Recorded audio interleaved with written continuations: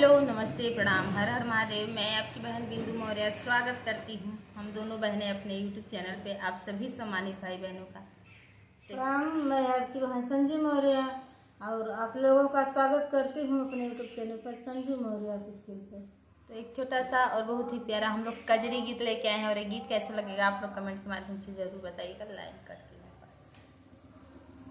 बीरन भैया नया नवाइया सावनवा में ना जइबो नदी।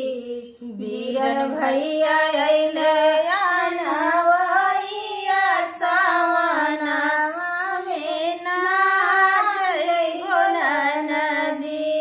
ना जइबो नदी हो ना जइबो नदी।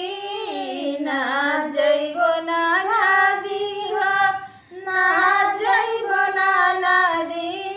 बीरन भैया नया नवाइया सावनवा में ना जइबो नदी। बीरन भैया नया नवाइया सावनवा में ना जइबो नदी। झंझर झाड़ी गंगा जल पानी। झंझर झाड़ी गंगा जल पानी। चाही भैया घोटई चाही जाई हो सावनवा में ना जइबो नदी। चाही भैया घोटई चाही जाई हो सावनवा में ना जइबो नदी।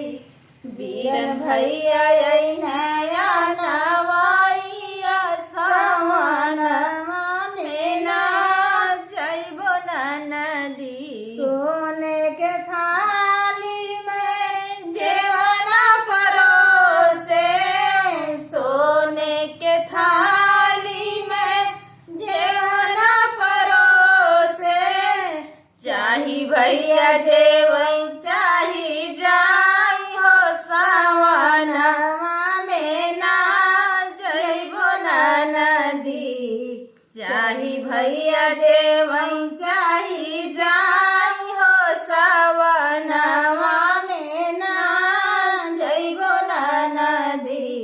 बीरन भैया नया नवाइया सावनवा में ना जइबो नदी। लवंग इलायची का बीड़वा जोड़ाए।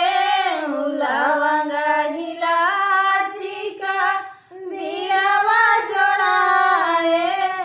चाही भैया चाभई चाही जाई हो सावनवा में ना जइबो नदी।